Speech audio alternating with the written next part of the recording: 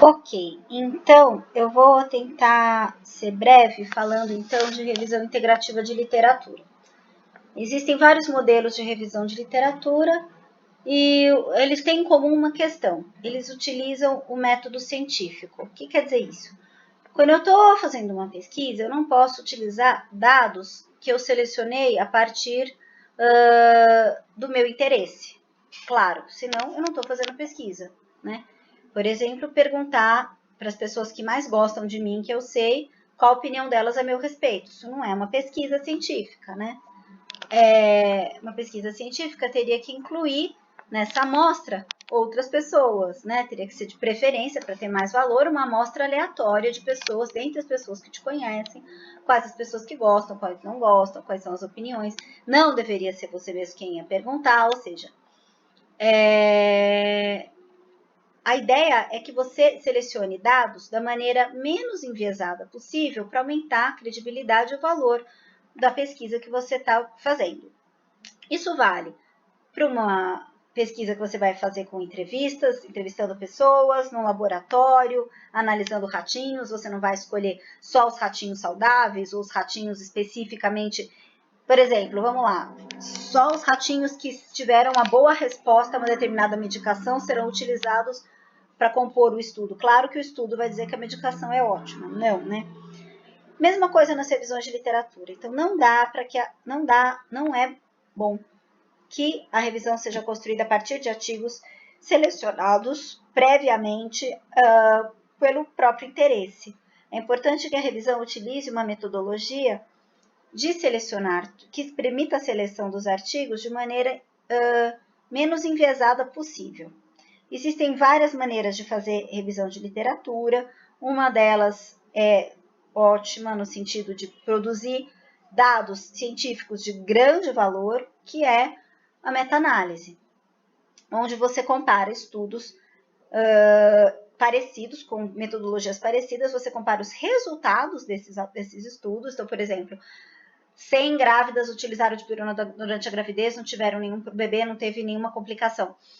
1.000 grávidas ali, num outro estudo 300 grávidas. Eu vou comparar os resultados e ao final eu consigo dizer que em todos esses estudos a dipirona não teve nenhuma ação teratogênica, logo ela é uma droga segura para uso durante a gestação até esse momento de conhecimento, né? Por que isso? Porque não existe nenhuma grande verdade absoluta. Amanhã ou depois vem um novo estudo e mostra o contrário. Então, é importante sempre ter essa humildade quando a gente faz, por mais que esteja fazendo uma meta-análise. Mas, quando a gente não tem essa pretensão de construir ou de declarar uma grande verdade, ou que a gente está pesquisando não comporta esse tipo de análise, a gente pode fazer uma revisão integrativa que tem uma proposta completamente diferente. Na revisão integrativa, você não compara trabalhos iguais, você pode comparar trabalhos completamente diferentes. Quant com quali, amostra pequena, amostra longa, outras revisões, entra todo mundo no mesmo balaio, porque o que você quer é analisar o que existe de publicação sobre aquele tema. Então, por exemplo, se eu estiver falando sobre drogadição e gestação, eu não vou conseguir, ao final do trabalho, dizer quais drogas fazem mal para quais, em qual momento da gestação, quais os desfechos, não vou. Mas eu vou conseguir dizer o que tem sido estudado e quais as conclusões gerais desses estudos neste momento a respeito desse tema. E isso tem um grande valor, na verdade. Então, o valor não é o mesmo, é uma outra proposta, mas tem um grande valor científico também. Bom, então eu vou utilizar esse artigo, que foi eu quem escrevi, porque eu conheço bem o texto, não porque ele seja sensacional, mas enfim, eu gosto muito dele, mas não é por isso. Então, eu estudei o papel do profissional de atenção primária à saúde e cuidados paliativos. Eu podia ter entrevistado profissionais, eu podia ter entrevistado familiares, mas eu optei nesse momento em pesquisar a literatura. Eu queria saber o que tinha de publicação sobre esse assunto. Bom, começa-se então, claro, com a introdução. E esses textos que a gente já vem lendo, que a gente tem, sabe aquele artigo de estimação que a gente tem, que a gente gosta sobre um determinado assunto? Ele vai ser utilizado na introdução, porque aqui você vai apresentar seu raciocínio para o leitor, até que ele chegue a mesma dúvida que você chegou. Então, aqui eu discorro sobre a importância dos cuidados paliativos, o quanto que doenças crônicas e potencialmente letais são prevalentes, né? O quanto que a Organização Mundial... e aí trago definições, isso é importante, traga definições de instituições importantes, então pode trazer um CID, que traz a definição de uma determinada doença. No caso, eu trouxe a definição da OMS de cuidados paliativos. Daí, discorro sobre a importância epidemiológica, então é importante sempre, se for pertinente, discutir o impacto epidemiológico daquele problema, qual a magnitude desse problema na população. Daí, eu discorro sobre o SUS e a atenção primária à saúde, o quanto que a estratégia da saúde da família no Brasil e o papel da estratégia da saúde da família no cuidado da população no geral. E aí eu começo a discutir sobre as possibilidades da atenção primária assumir o cuidado paliativo como uma das suas práticas. Falo que no mundo o cuidado paliativo é muito... ele acontece no âmbito da atenção primária e quais os problemas e como isso tem ou não acontecido no Brasil a partir daquilo que eu coloquei, que eu já tinha de leitura anterior. Daí eu termino a minha introdução com a pergunta de pesquisa. Qual o papel dos profissionais de atenção primária, saúde e cuidados paliativos? E esse é o primeiro ponto importantíssimo de qualquer tipo de revisão de literatura. É fundamental que exista uma pergunta de pesquisa clara e definida, de preferência que termine com ponto de interrogação. Se eu estivesse estudando a relação entre cuidado paliativo e atenção primária, eu ia precisar de milhões não sei, mas dezenas de artigos. Porque relação entre cuidado paliativo e atenção primária incluiria as questões de financiamento, a questão das percepções do paciente a respeito desse cuidado, ou seja, existem várias nuances dentro dessa relação entre cuidados paliativos e atenção primária. Eu queria e eu precisava recortar. E todo mundo que vai fazer uma revisão de literatura precisa de um recorte claríssimo. E o meu recorte foi o papel do profissional de atenção primária. Com uma pergunta, é possível procurar uma resposta. Se a gente não sabe o que está procurando, a gente não encontra. Então, você vai ler 500 artigos e não sabe o que você vai usar para sua revisão, porque você não sabe o que está procurando. Precisa de uma pergunta. Métodos. Então, o que é, agora que eu tenho minha pergunta de pesquisa, o que é uma revisão integrativa? Então, os seguintes passos do método de revisão integrativa foram seguidos. A identificação do problema, foi definido claramente o propósito da revisão, que é a nossa pergunta ali. A busca de literatura, com a delimitação de palavras-chave, bases de dados e aplicação de critérios definidos para a seleção dos artigos, avaliação e análise dos dados obtidos. Ok, então agora a parte longa do vídeo. A busca da literatura, gente. Como funciona isso? Então, vamos lá. Vamos pôr um pouco de cor aqui, porque senão começa a ficar muito chato. Se é que já não tá. Então, a identificação do problema já foi. Vamos ver agora, então, a busca da literatura. Ok? Então, peraí, tô tentando mudar aqui a cor da canetinha. A busca da literatura. Muito bem, como é que acontece a busca da literatura? Primeira coisa, eu preciso delimitar palavras-chave. Como eu delimito palavras-chave? Você vai escolher aqueles termos que vão nortear a sua busca. O que eu costumo dar de dica, se é a dica melhor e mais importante de todas? Todo mundo tem, então, uma série de artigos ou um artigo que você diz, nossa, este é o artigo que eu gostaria de ter escrito. Vai nele, gruda nele. A gente vai utilizar vários elementos desses artigos. Primeiro, as palavras-chave. Pega as palavras-chave e você vai utilizar essas palavras para o seu artigo também, para a sua busca, também. Como é que funciona esse negócio de palavra-chave? Eu vou mostrar as palavras-chave que eu escolhi para publicar. Eu escolhi atenção primária, cuidados paliativos e saúde da família. Por quê? Porque eu quero que pessoas que escrevam ou que estudem estes temas utilizem meu artigo. É assim que funciona. Então, se você procurar através das palavras-chave do texto que você gosta ou que você selecionou, é muito provável que você vai achar outros textos semelhantes. Mas você não vai se limitar a isso, porque quando aparecer um outro texto, você vai escolher também aquelas palavras-chave. E assim, sucessivamente, você vai escolhendo palavras-chave a partir dos textos que você vai encontrando, mas também você pode escolher a partir ou da sua experiência também, porque a sua experiência também entra dentro da revisão de literatura. Por mais que a ideia é de construir um trabalho a partir do método científico, não existe neutralidade na ciência, ponto. Então, é óbvio que você está se colocando quando você escolhe palavra-chave. É óbvio que sempre existe viés, e esse é um dos momentos de viés, mas escolha, então, da maneira mais abrangente possível a palavra-chave. No trabalho aqui de cuidados paliativos, eu não escolhi hipertensão, diabetes, unha encravada, sei lá o quê. Porque eu sabia que essas palavras iam me levar a lugar nenhum nesses assuntos.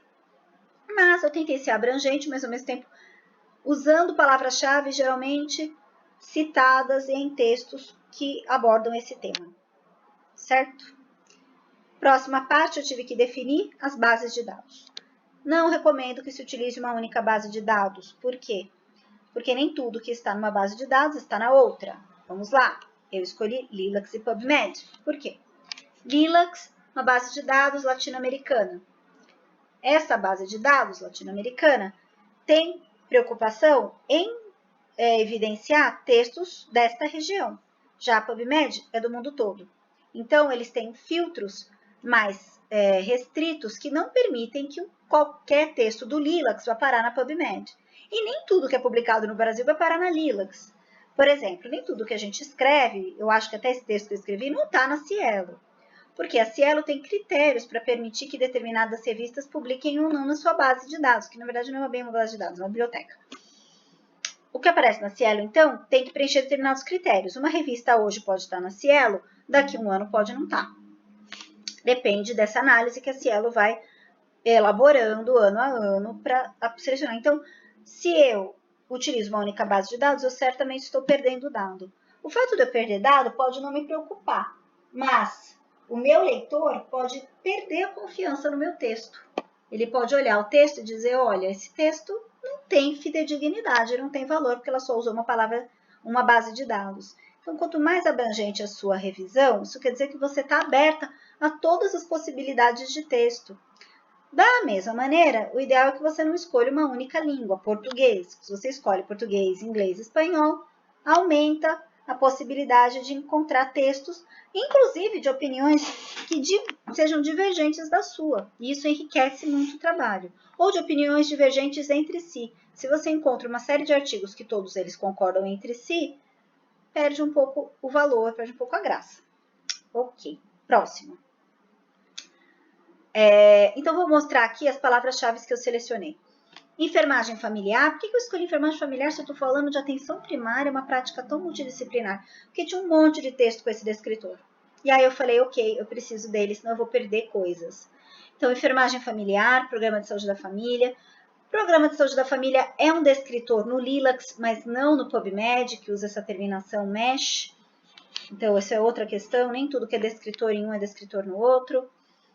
Por quê? Porque lá o programa Saúde da Família, apesar de, ok, existe lá no Brasil, é um recorte. Então, se você está publicando sobre estratégia de saúde da família e quer que leiam seu trabalho em qualquer lugar do mundo, não use o descritor estratégia de saúde da família só. Você pode usar, mas você também tem que colocar saúde da família, family health, porque aí eles conseguem encontrar seu texto.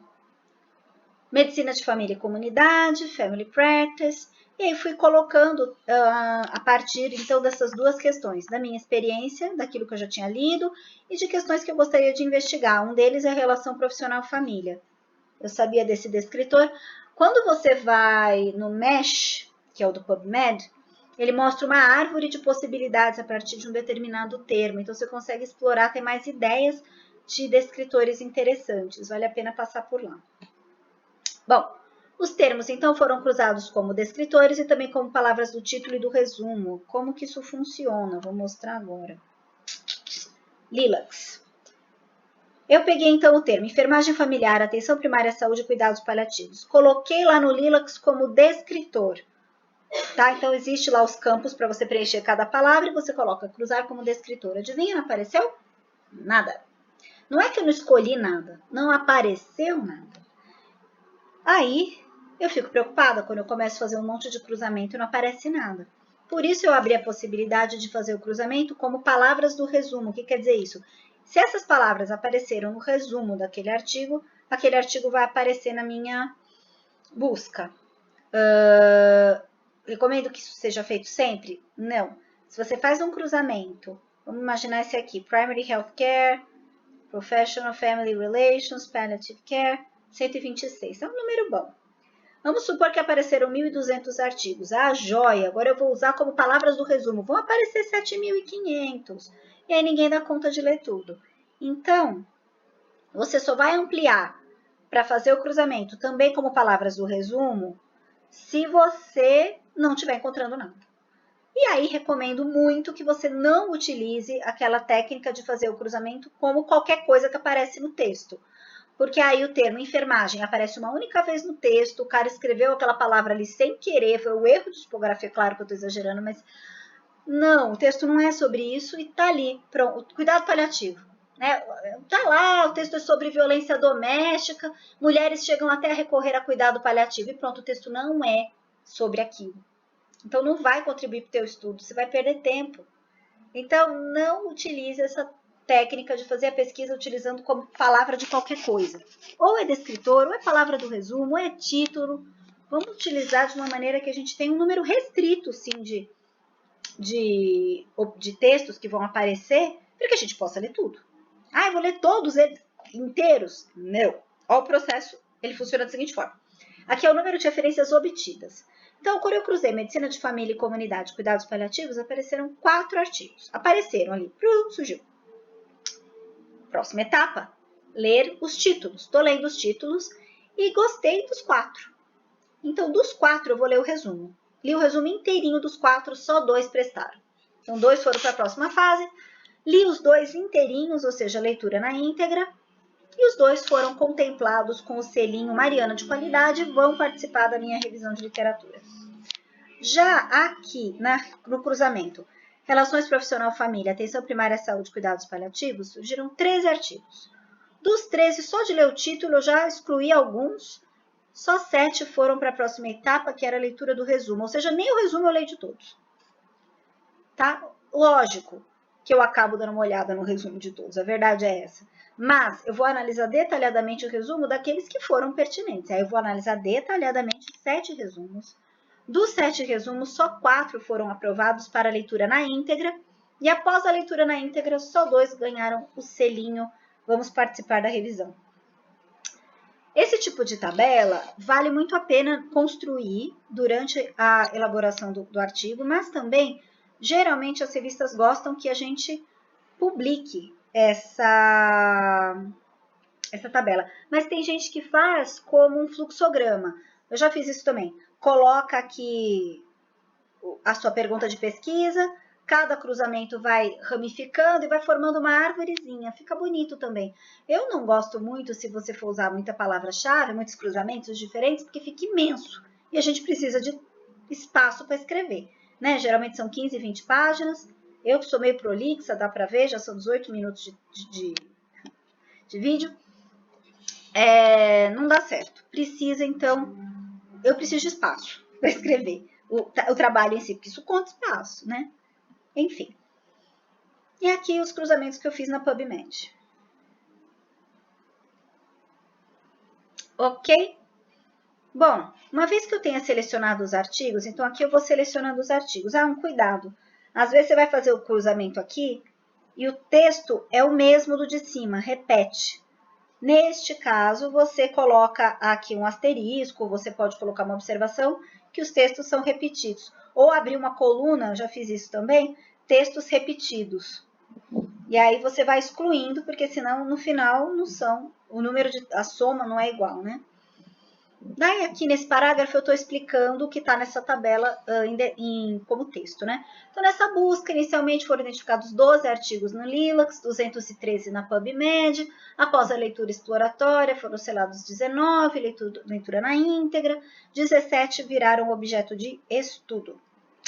O meu objeto de estudo é meu resultado, certo? Então aqui nos resultados eu vou fazer uma tabela com os meus resultados. Artigo 1, ano e país, autor, sujeito de pesquisa, tipo de estudo, principal, conclusão. Preciso dessa tabela? Mais uma vez, ela é muito valorizada, mas nem toda revisão de literatura tem essa tabela. Mas ela é muito interessante porque ela mostra o seu resultado, o resultado daquela pesquisa que você fez, né? Daquela revisão, aquele processo de revisão. Que mais? Análise dos artigos. Ok, agora você tem, então, eu tinha 17 artigos, o que eu vou fazer com eles? A partir da leitura deles, eu vou tentar responder a minha pergunta. Qual o papel do profissional de atenção primária à saúde nos cuidados paliativos? Então, em cada frase que eu lia, considerando que é uma revisão integrativa, mesmo da introdução, então meu foco não é só os resultados. Então eu lia lá da introdução cada frase e eu ia perguntando para aquela frase qual o papel. E toda vez que eu encontrava uma resposta, eu grifava. Ao final, eu tinha um monte de coisa grifada e eu ia tentando associar aqueles grifos entre um e outro e ver se eles compunham temas. Isso se chama análise temática. Ao final, eu consegui 8 categorias temáticas. Possibilitar o cuidado familiar, garantir assistência com integralidade. Por quê? Qual é o papel? O papel é possibilitar o cuidado domiciliar, o papel é garantir assistência com integralidade, o papel é utilizar a longitudinalidade, responsabilizar-se pelo cuidado paliativo com a família. Ok, então esses foram os meus resultados. Daí eu discorri, escrevi um curto parágrafo sobre cada um desses temas. Essa é a única maneira de fazer? Não, você também pode fazer uma análise mais solta dos seus textos, sem definir temas a partir dele. Também é uma possibilidade. Se você está utilizando mais dados quant, você pode comparar dados quant também. É uma outra possibilidade. O importante é que você tenha uma composição de texto aqui que seja um resultado, para que você possa depois comparar na discussão com outros textos. Daí, na discussão, aqueles textos que a gente já selecionou, que a gente utilizou lá para construir a introdução, voltam aqui. Eles voltam para serem comparados com aquilo que você encontrou no seu resultado. No caso, eu comparei os resultados com a publicação da Barbara Starfield, com a publicação do Ministério da Saúde, com o conceito de NASF, com os conceitos da Academia Nacional de Cuidados Paliativos, e depois já vou para as considerações finais. Então, o cerne de uma revisão de literatura, a parte principal, é a metodologia e os resultados. Mas a metodologia é fundamental, porque precisa ficar claro para o seu leitor que você estava aberto a encontrar todo tipo de texto. Porque a técnica de pesquisa é a própria revisão. Então, ela precisa ficar clara, né? Você não pode ter uma série de textos com você e utilizá-los só. Você precisa estar aberto a encontrar outras coisas, e por isso a metodologia sistemática, certo? Vou tentar fechar aqui e depois a gente faz outro vídeo para discutir melhor Lilacs, PubMed, Dex, Mesh, esses outros processos que eu conversei aqui. Mas isso é uma revisão integrativa de literatura, certo?